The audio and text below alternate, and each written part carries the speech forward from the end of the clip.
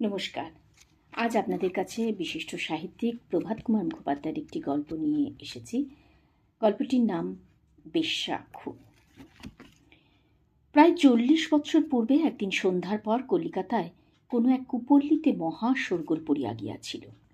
এক বার বিলাসিনী খুন হইয়াছে, ইহাই সকলে বলিতে লাগিল। দেখিতে দেখিতে পুলিশ আসিয়া উপস্থিত হইল। যে বাড়িতে খুন হইয়াছে তথায় পুলিশ গিয়া লাশ দেখিল, আসামিকে গ্রেপ্তার করিল। আশ্চর্যের বিষয়, আসামি পলাইবার চেষ্টা মাত্র করে নাই। ইন্সপেক্টর আসিয়া সরেজমিন তদন্ত আরম্ভ করিয়া দিলেন। বাড়িটি দ্বিতল। যে সকল রমণী দ্বিতলের বিভিন্ন ঘর ভাড়া লইয়া বাস করিত, তাহারা এইরূপ এজাহার দিল, আজ সন্ধ্যার কিছুক্ষণ পরে এই ব্যক্তি সিঁড়ি দিয়া উপরে উঠিয়া আসে। আমরা সে সময় সাজসজ্জা করিয়া ঘরে উজ্জ্বল আলোক জ্বালিয়া খরিদ্দারের অপেক্ষায় নিজ নিজ শয্যায় বসিয়া ছিলাম। আসামি প্রথমে প্রথম ঘরটির সামনে দাঁড়াইয়া ভিতরে উপবিষ্টের পানে অল্পক্ষণ তাকাইয়া রহিল।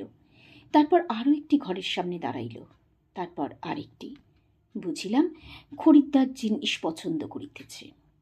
অবশেষে সে আমাদের মৃতা সখীর ঘরে প্রবেশ করিয়া কপাট ভেজাইয়া দিল। অতি অল্পক্ষণ পরে সেই ঘর হইতে একটা কুঁ কুঁ শব্দ আমাদের কানে আসিল। আমরা ভীত হইয়া বাহির হইলাম এবং সেই কামরার দিকে ছুটিলাম। দুয়ার ঠেলিতে উহা খুলিয়া গেল। দেখি আমাদের সখী মেঝের বিছানো তার শয্যার উপর গলা কাটা অবস্থায় পড়িয়া মৃত্যু যন্ত্রণায় ছটফট করিতেছে। বিছানা রক্তে ভাসিয়া গিয়াছে এবং আসামি বিছানার পাশে মেঝের উপর দাঁড়াইয়া ঠক ঠক করিয়া কাঁপিতেছে। হাতে একখানা রক্তমাখা খুর, তাহা দিয়া টপ টপ করিয়া রক্ত ঝরিতেছে। আমরা খুন খুন বলিয়া চিৎকার করিতে লাগিলাম। দেখিতে দেখিতে দেহ নিষ্পন্দ হইয়া গেল। অনেক লোক ছুটিয়া আসিল, তারপর পুলিশও আসিয়া উপস্থিত হইল। এ ব্যক্তি কে? মৃতার ঘরে এ কতদিন যাতায়াত করিতেছে? সকলের উত্তর হইল, মৃতার ঘরে ইহাকে পূর্বে কোনোদিন আসিতে আমরা দেখি নাই। এ কে তাহাও জানি না, পূর্বে কখনো ইহাকে দেখি নাই। একতলায় যে রমণীগণ বাস করিত, তাহারা বলিল, সন্ধ্যার একটু পরে এ ব্যক্তি প্রবেশ করিয়া জিজ্ঞাসা করিল, উপরে যাইবার সিঁড়ি কোথা? সিঁড়ি দেখাইয়া দিলে সে উপরে গেল। অল্পক্ষণ পরে উপরে ভয়ার্ত চিৎকার শুনিয়া আমরা উপরে গেলাম এবং দেখিলাম দ্বিতলে রমণীগণ যে দৃশ্যের বর্ণনা করিয়াছিল, ইহারাও সেইরূপ বলিল। আরও বলিল, আসামিকে পূর্বে তাহারা কোনোদিন দেখে নাই। পুলিশ লাশ হাসপাতালে পাঠাইবার ব্যবস্থা করিয়া আসামিকে গ্রেপ্তার করিয়া লইয়া গেল। যথাসময়ে আসামি নরহত্যার ধারায় চালান হইয়া বিচারার্থ প্রেসিডেন্সি ম্যাজিস্ট্রেটের এজলাসে প্রেরিত হইল। সে বাড়ির রমণীগণ পুলিশের নিকট যাহা বলিয়াছিল, ম্যাজিস্ট্রেটের এজলাসেও সেইরূপই বলিল। শেষে যে ডাক্তার সাহেব লাশ পরীক্ষা করিয়াছিলেন, তিনি আসিয়া সাক্ষী মঞ্চে উপস্থিত হইলেন। সব ব্যবচ্ছেদ করিয়া তিনি যাহা যাহা দেখিয়াছিলেন সব বর্ণনা করিলেন। গলার সেই কাটার মাপ, লম্বায় কতখানি, কোনখানে কতটা গভীর ছিল, তাহা বলিলেন। সরকারি উকিল তাহাকে জিজ্ঞাসা করিলেন, আপনি বলিতে পারেন যে এ কাটা মৃতার নিজের গলা নিজে কাটিয়াছে নাকি অপর কেহ কাটিয়াছে? এখন মেডিকেল জুরিসপ্রুডেন্স গ্রন্থগুলিতে এরূপ অবস্থায় প্রশ্নের উত্তর দেবার পন্থা নির্দিষ্ট আছে। কেহ নিজের গলা যদি নিজে কাটে, তবে অস্ত্রটা রহিল তার ডান হাতে, আর সে উহা গলার বাঁ দিকে বসাইয়া টানিয়া ডান দিকে লইয়া গিয়া থামিল। সুতরাং বাঁ দিকের ক্ষত গভীরতা হইবে সবচেয়ে কম, গভীরতা ক্রমে বাড়িয়া বাড়িয়া ডান দিকে যেখানে শেষ হইয়াছে সেইখানে হইবে সবচেয়ে বেশি। কিন্তু অন্য কেহ যদি তাহাকে হত্যা করিবার মানসে এইরূপ করে, তবে সে অস্ত্র ধরিবে নিজের ডান হাতে, বসাইবে যাহাকে খুন করিতেছে তার গলার ডান পাশে, সেখানে গভীরতা হইবে সবচেয়ে কম, ক্রমে বাড়িয়া বাড়িয়া বাঁ দিকে যেখানে ক্ষত শেষ হইয়াছে সেখানে গভীরতা হইবে সবচেয়ে বেশি। কিন্তু সকল সময় গভীরতায় এরূপ তারতম্য পাওয়া যায় না। তখন ডাক্তার এই জাতীয় প্রশ্নের উত্তর দিতে অক্ষম হন। এই মোকদ্দমাতেও ডাক্তার উল্লিখিত কারণে বলিতে পারিলেন না যে ওই কাটাটি মৃতার নিজের গলা নিজে কাটিয়াছে নাকি অপর কেহ কাটিয়াছে।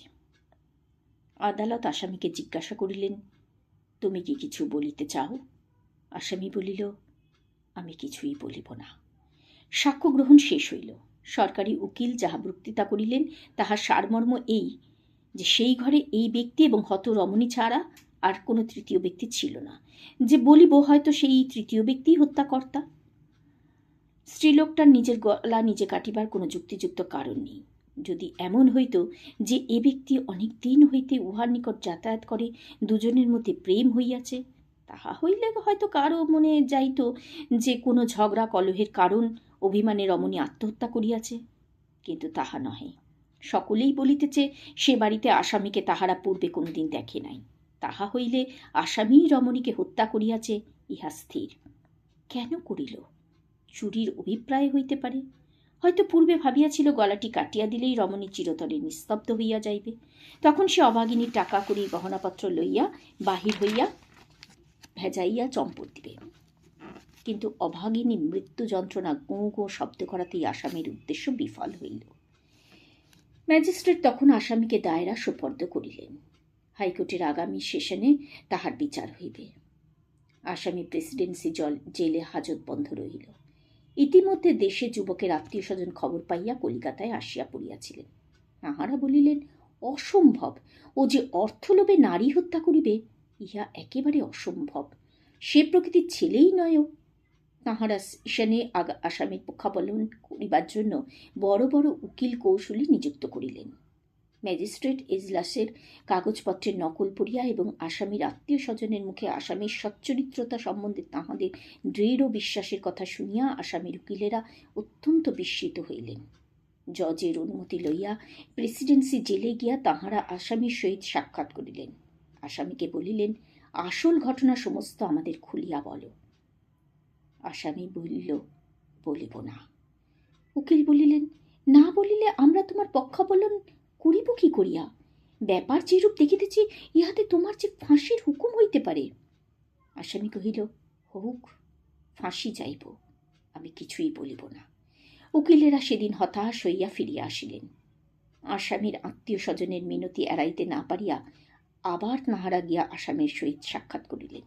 এইরূপ 2-3 বার সাক্ষাতে অনেক বুঝানো সুঝানোর পর আসামি অবশেষে আসল ঘটনাটি নিম্নলিখিত মতো প্রকাশ করিল।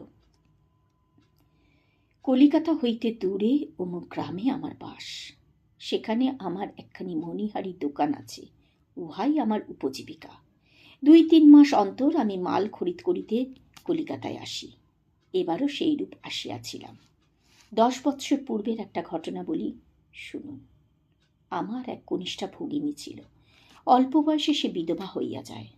তার রূপ ছিল, সেই রূপের জন্যই তাহার সর্বনাশ হইল। 16-17 বৎসর বয়সে কোনো দুর্বৃত্তের সহিত সে কুলত্যাগ করে। এই ঘটনায় লজ্জায় অপমানে আমরা মৃতপ্রায় হইয়াছিলাম। সমাজ আমাদের মাথা তুলিবার উপায় ছিল না। প্রথম প্রথম কোনো আত্মীয় বন্ধু তাহার কথা জিজ্ঞাসা করিলে আমরা বলিতাম সে মরিয়া গিয়াছে। ক্রমে তাহার নামও আমাদের গৃহে আর উচ্চারিত হইত না। সে যে একদিন ছিল, ইহাও আমরা প্রায় ভুলিতেই বসিয়াছিলাম। এবার কলিকাতায় আসিয়া মাল খরিদ শেষে বাড়ি ফিরিবার পূর্বদিন সন্ধ্যায় ভাবিলাম, যখন কলিকাতায় আসিয়াছি তখন একটু আমোদ প্রমোদ করিয়া লই। তাই সে পল্লীতে গিয়া সে গৃহে প্রবেশ করিয়াছিলাম। গৃহবাসিনীরা যাহা যাহা বলিয়াছে সমস্তই সত্য। উপরে গিয়া আমি এ ঘর ও ঘর সে ঘরের সামনে দাঁড়াইয়া অবশেষে এই ঘরে প্রবেশ করিয়া কপাট ভেজাইয়া দিয়াছিলাম। কি গো, তোমার নাম কি? আমি এই প্রশ্ন করিবা মাত্র অভাগিনী অতি বিস্মিতভাবে মুখ তুলিয়া চাহিল এবং আমার আপাত মস্তক নিরীক্ষণ করিতে লাগিল। তাহার এই ব্যবহারে আমিও বিস্মিত হইয়া তাহাকে ভালো করিয়া দেখিয়াই বুঝিলাম সে আর কেহ নহে, 10 বৎসর পূর্বেকার কুলত্যাগিনী আমারই ভগিনী। সেও অবশ্য আমায় চিনিয়াছিল। হা ভগবান বলিয়া শয্যা পার্শ্বস্থ দেওয়াল আলমারি হইতে একটা খুর বাহির করিয়া চক্ষের নিমিষে সে নিজ গলায় বসাইল। তাহার অভিপ্রায় বুঝিয়া তাহাকে বাধা দিবার উদ্দেশ্যে আমি খুরকানা তাহার হাত হইতে কাড়িয়া লইলাম। কিন্তু তৎপূর্বেই তাহার শ্বাসনালী ছিন্ন হইয়া গিয়াছিল। সে বিছানায় পড়িয়া গোঁ গোঁ শব্দে করিয়া ছটফট করিতে লাগিল। তারপর লোকজন আসিয়া পড়িল। এই সমস্ত ব্যাপার অবগত হইবার পর আসামি পক্ষের লোকেরা মৃতার কলিকাতার বাস সম্বন্ধে অনুসন্ধান আরম্ভ করিয়া দিলেন। এ বাড়িতে আসিবার পূর্বে সে কোন বাড়িতে থাকিত, তার পূর্বে কোন বাড়িতে থাকিল, এইরূপে সন্ধান করিতে করিতে যে বাড়িতে তাহা হরণকারী প্রথম তাহাকে আনিয়া রাখিয়াছিল সে বাড়ি খুঁজিয়া বাহির হইল। সে বাড়ির বাড়ি হলি এবং অন্যান্য স্ত্রীলোকগণ নবাগতর সকল পরিচয়ই জানিত।